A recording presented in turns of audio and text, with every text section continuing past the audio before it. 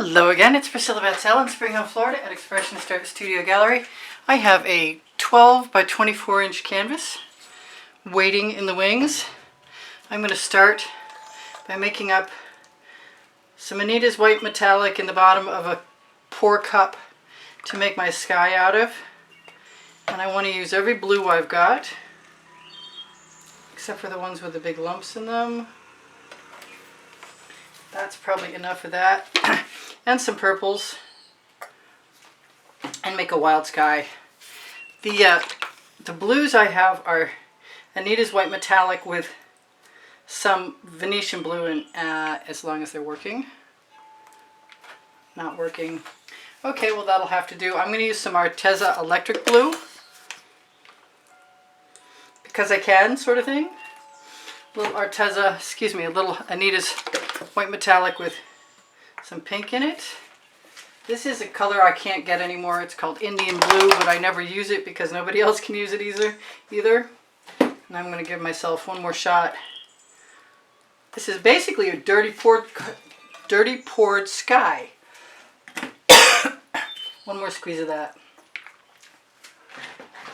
You know what? I want some of my folk art purple flash. So I'm going to give myself some Artist Loft as a layer of paint across the top so that I have paint flows to paint. So if I have a wet area as a base coat, I'm better off when I go and try and pour things. I'm going to try and pour up and down. I have an edge catcher, which is a diagonal 16 by 20 piece of acetate that came out of the front of a package of Artist Loft canvases, the value pack. And I don't know if you can get them or not, because over the years people have said that it was not easy, but they come in every single package I ever buy, so I'm a little dubious about that. Not sure at all. Just going to take my extra color, put it right across the top.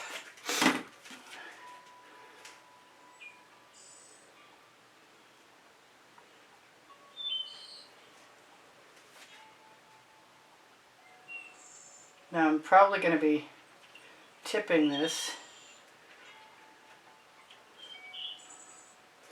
And I probably should have saved and thrown a little more white in at the end. So whatever I do, I know that this edge catcher is not my best friend because it's too darn long. But I think if I'm quick, I can grab a short one and let things start to go from one end to the other first. Not going to go the whole way, just going to squeeze it. Maybe I'll even turn it around and make it easier on myself. Let's assume that that's going to be easier on myself.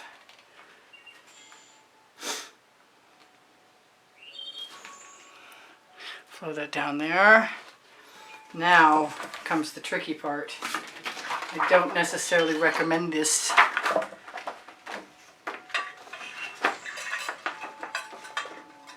But at least it's going to start heaviest in the middle.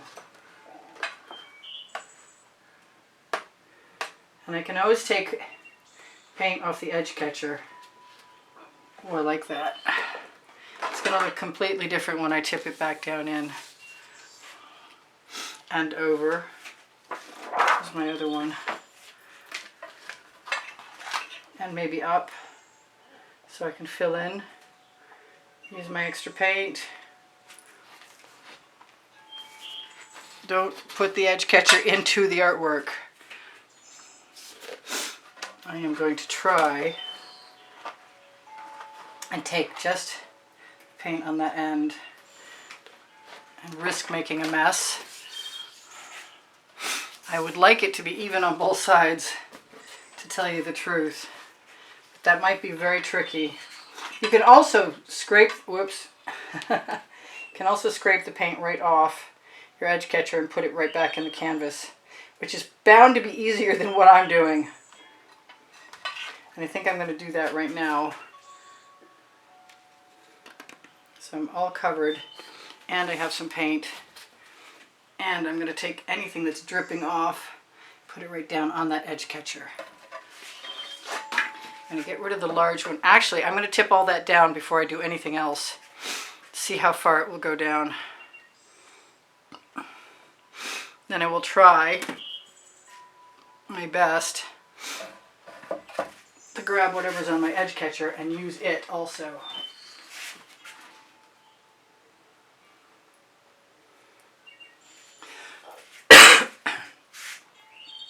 Because as I said before, paint will flow to paint, and whatever we have spare does not need to be wasted. I'm going to get rid of both of these edge catchers. They're very painty, although the long one is covered with white paint. Let's turn that your way for a second. I just don't have enough room in this studio at all.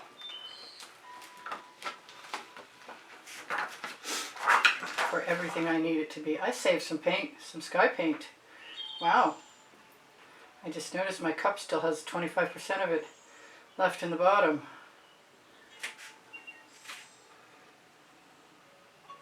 Yeah, I did that. Let's grab every last little bit I can snag.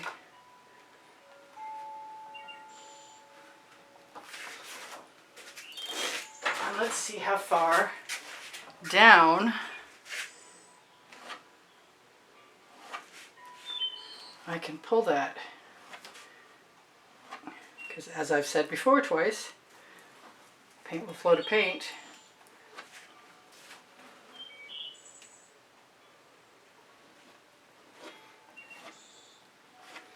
So there's really no reason not to let it go. Maybe I'll make the sky as large as it wants to be in this right after I cover my edges with my residuals. It's a pretty sky. Oop.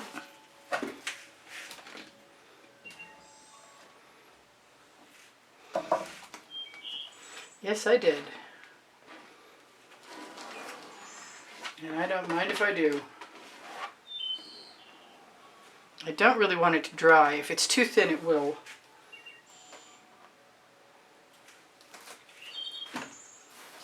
So let's just keep letting that stretch down. I need another edge catcher. One that's not all covered with paint. Sometimes when I do this, I see lakes or rivers or interesting possibilities for another painting. I could probably use a straw and blow some of that down, but I'm really, really, really enjoying looking at the sky that I've created. And I can always fill in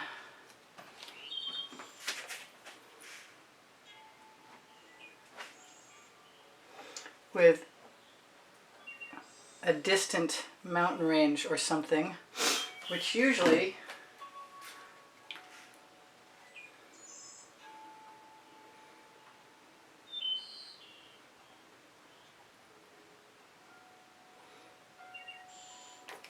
happens with some blues. I haven't used much of that Indian blue, which is pretty dark. It's a lot like the Prussian blue, it really is.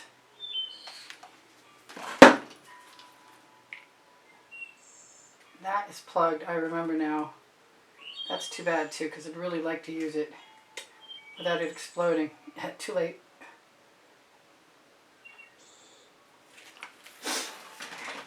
So there's my mountain range or whatever it is.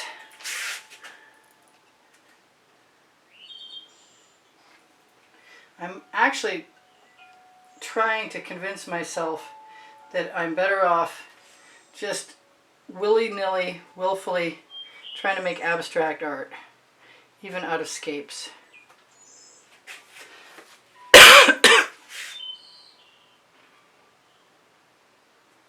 And I did a painting the other day with a beautiful sky and trees, black trees poking up over everything, and I'm thinking that that might be an interesting way to go. I also kind of want to use some black cell activator. And in my case right now, I'm going to use one of my small tools. Small acetate tool. If you ask me, I'll give you the link to the video.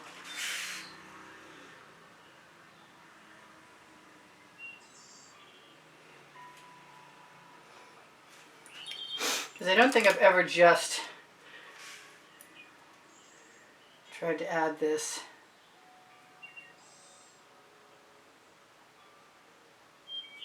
As a textural element to the mountain range or the horizon. I'm not even sure it's really working that well. I am going to tip it down. See what happens with that in a minute. Yeah, twist the tool and see what happens with the textural. I have a problem sometimes making elements similar sizes in similar artworks, and I really want to change that up.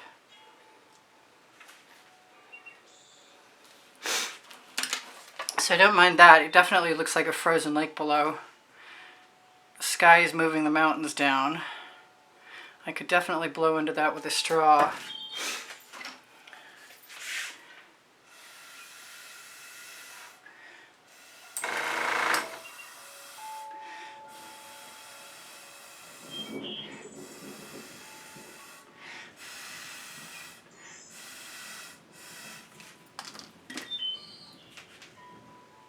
We got some rolling thunder out there right now. I don't know if you can hear that or not.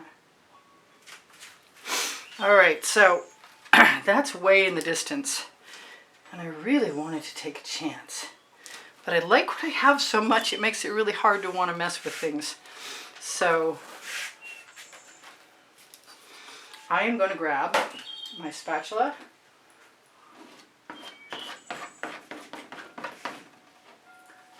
And any residuals.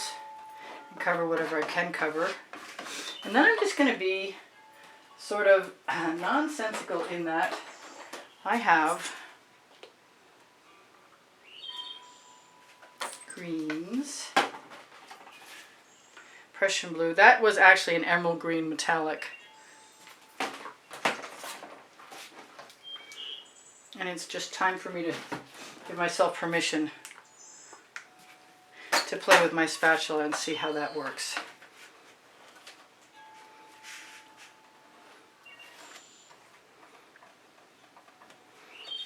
Till I get right down to the bottom and the edges.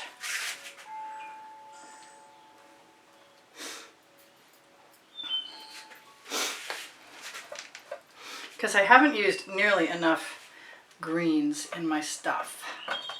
And I like green, and I don't remember to use it often enough. Hopefully you can see that I'm just touching the edges of my canvas with my spatula.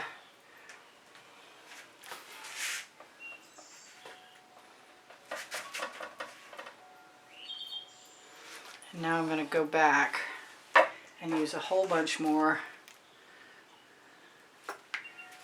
of other things that I like.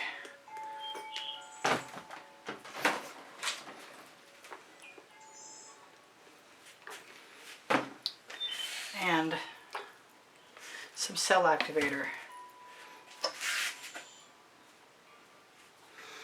See how that works for me.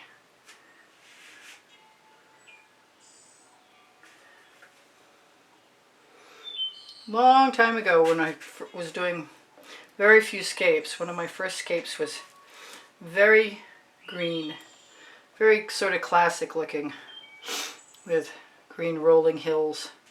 And I like that, but I never seem to get back there. And I do want to move my bottles out of the way. And I am going to put both white and black cell activator, after I shake it, onto my spatula. And see what happens at that point.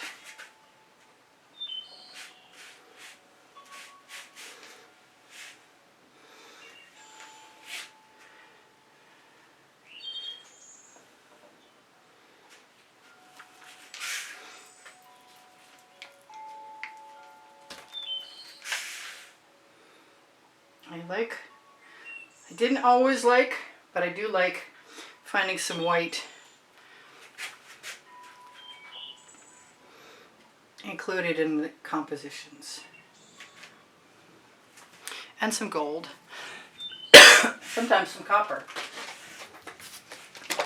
And in this case, maybe a little bit of that Decor Americana 24 karat gold with copper in it. And if I want something else in here, there's nothing to keep me from putting it in.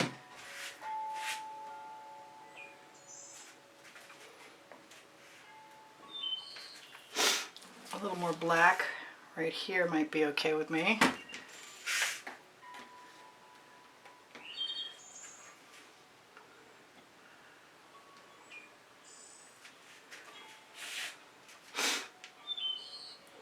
It suddenly turns into all kinds of cool stuff. I really, really, really want to try the black tree, but I'm not sure how I'm going to get away with it. Let's grab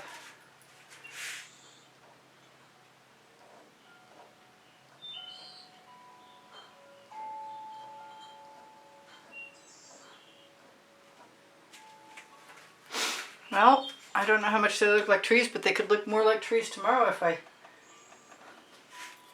put them in. So I've just used the edge of my little tool to drag up. I've got 2 minutes, and I could put more trees in, but I'm not sure yet exactly how that's going to work. Because I need them to show up.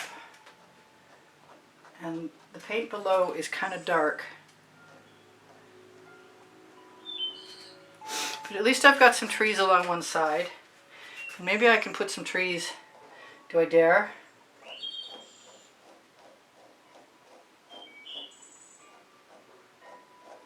I guess it's worth risking to find out for future reference. There's some more. Wow, okay. I hope I'm dipping into my black paint and not my cell activator, because I don't think the cell activator would stay anyway. But the texture will probably stay.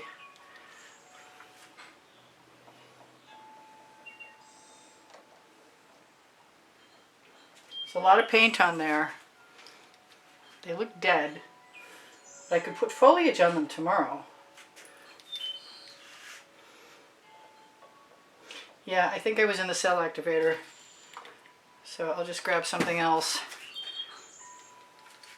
I think tomorrow's the ticket for continuing on this experiment.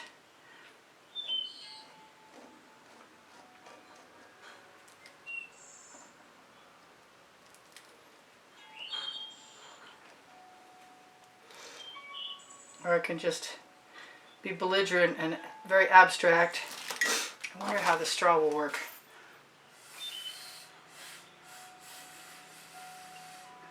Kind of like that, actually.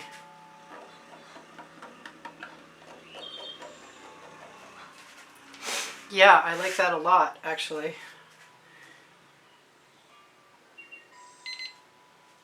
So I've got 1 minute left, and that's not really enough time to tell you anything except for thank you very much for being here, checking out 2,200 videos on my all playlist created playlist on my YouTube channel.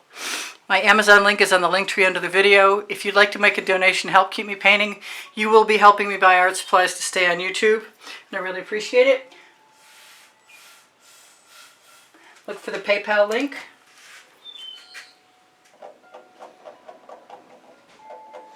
Very stylized trees. Very abstract trees. But I really like the way they look a lot. And I'm going to do it over here too.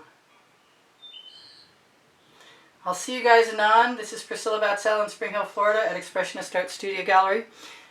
Thanks again for being here. If you have questions, please ask. My paint pouring recipe is underneath the video.